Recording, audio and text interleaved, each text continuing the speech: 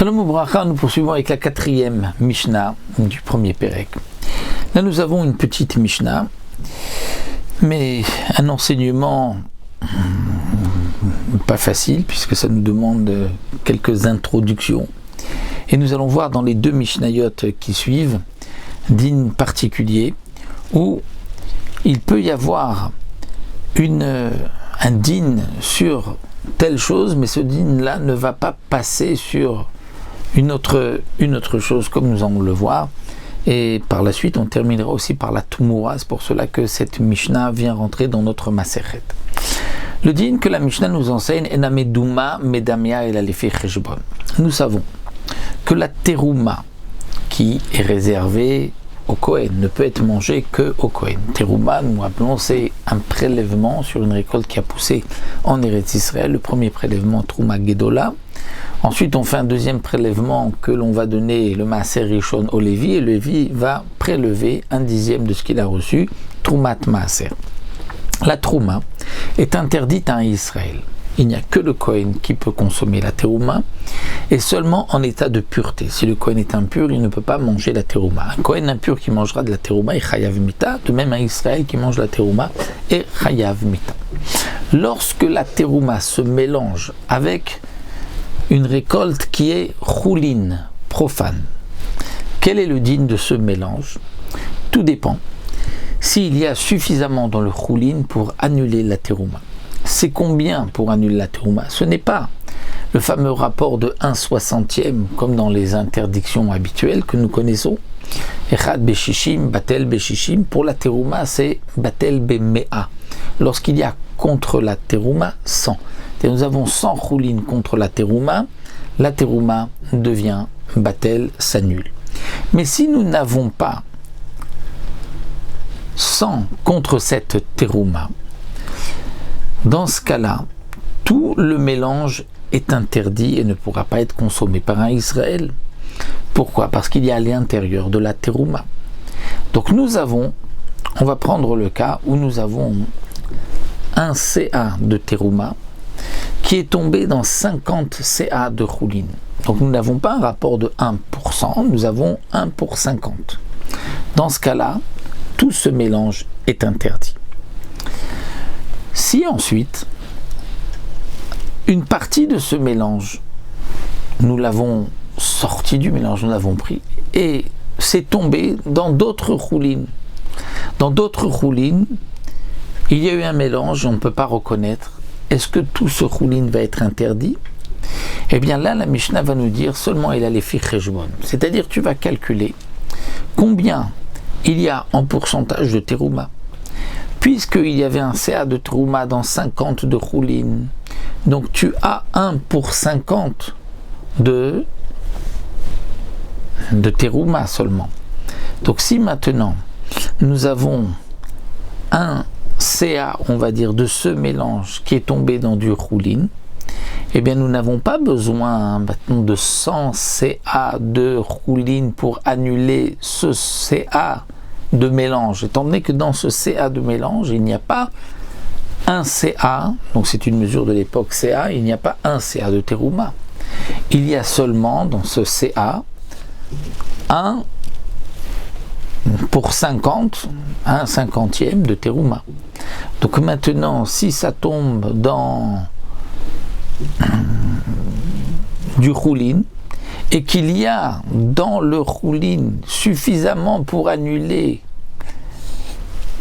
le pourcentage de terouma que nous avons dans ce CA de 10 mois qui est passé, eh bien c'est suffisant pour l'annuler.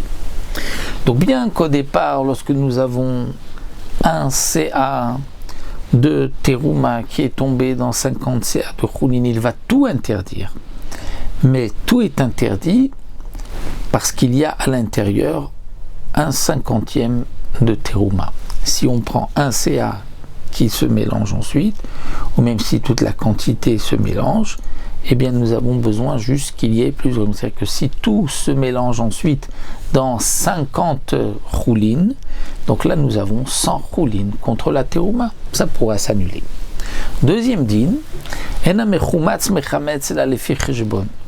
là aussi, lorsque nous avons une pâte une pâte à pain de choulin profane, mais qu'on a mis à l'intérieur du levain, du chametz, du séor qui va être mahmitz, qui va faire lever la pâte. Et ce séor, c'est-à-dire cette levure, est de terouma. Quel est le din? Toute la pâte est interdite. Pourquoi? Parce que grâce à ce peu de terouma, cette levure de terouma, la pâte choulin a gonflé. Donc toute la pâte, tout le pain sera interdit à Israël. Il n'y a que le Kohen qui peut consommer. Si ensuite nous avons une partie de cette pâte qui était donc mélangée et qui ensuite est tombée dans une autre pâte, c'est-à-dire que nous avons de cette pâte un autre morceau, cette pâte on l'a laissée une partie longtemps fermentée, ensuite on a pris encore un morceau de cette pâte et qu'on a mis dans une autre pâte de choulin. Donc il y a maintenant un levain qui est un mélange de terouma et de choulin qui va maintenant me permettre de faire gonfler cette pâte. Est-ce que la deuxième pâte va être aussi interdite à Israël? Eh bien la Mishnah nous dit, et là les fecheshbon, c'est-à-dire je vais calculer dans cette levure, ce morceau-là que j'ai pris pour la deuxième pâte, s'il y a dans ce levain maintenant, il y a suffisamment de levain de terouma qui va permettre de faire lever la deuxième pâte serait interdite. Mais s'il n'y a pas suffisamment, c'est-à-dire que j'ai besoin de tout ce levain pour faire lever la deuxième pâte, et si je calcule que le levain de terouma, ça ne permettra pas de faire lever la deuxième pâte, donc j'ai besoin aussi du levain de choulin, dans ce cas-là, la deuxième pâte ne sera pas interdite. Troisième din que nous enseigne la Mishnah. De l'eau sheuvim qui a été puisée, c'est-à-dire de l'eau qui se retrouvait dans un récipient, toute eau qui est dans un récipient devient pasoul pour un mikvé. Eh bien, cette eau puisée ne va rendre pasoul le mikvé, elle a l'effet cheshbon que en fonction du cheshbon, du compte de quoi? Et là, le Barthénoura nous donne deux explications. L'explication la plus simple, c'est la deuxième explication du Barthénoura, qui le rapporte donc au nom de la Gemara. La Gemara nous dit que c'est en fonction du compte de kelim, d'ustensile. Pourquoi? Parce que nous avons un principe, c'est que le mikvé, s'il y a 3 lugim, c'est-à-dire 3 lugim, c'était une mesure de liquide de l'époque, il y a 3 lugim d'eau qui se trouvaient dans un récipient puisé, va rendre pasoul le mikvé. Si donc ces 3 lugim sont tombés de 3 ustensiles ou de moins, c'est-à-dire d'un ustensile, d'un kli ou de 2 ou jusqu'à 3. Mais si il y avait 3 ou 4 ou 5 kelim, et à chaque fois il y avait un tout petit peu moins qu'un log, et en tout j'ai eu 3 logim, ça ne rendra pas pasoul le mikvé. Donc les eaux maim shuvim ne vont rendre pasoul le mikvé que les fecheshbon en fonction du nombre, du compte de kelim desquels sont tombées ces eaux-là. Et donc il faut qu'il y ait 3 ou moins.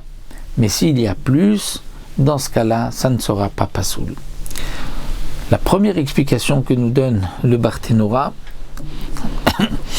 c'est que un mikvé, pour qu'il soit kasher, il faut qu'il y ait 40 CA.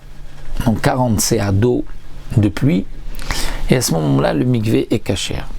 Si nous avons, dit le Barthénoura, un mikvé où il y a 21 CA, donc la majorité de 40, eh bien nous avons la possibilité de puiser maintenant 19 CA d'eau et de verser cette eau à côté du mikvé, et cette eau va tomber dans le mikvé, mais pas directement du keli, du seau que j'ai pris du puits, donc l'eau que j'ai puisée, mais je vais verser à côté et l'eau va tomber dans le mikvé. Étant donné qu'il y a déjà 21, et que les autres, les 19 qui suivent, sont Maim Shuvim, mais vont arriver par Amshacha, c'est-à-dire en les faisant couler à côté, et ils vont couler dans le mikvé.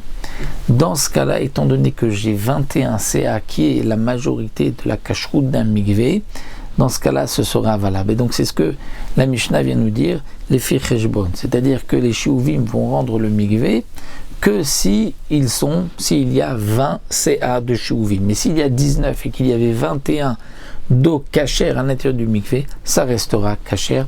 Donc ça c'est le troisième din que nous enseigne la Mishnah.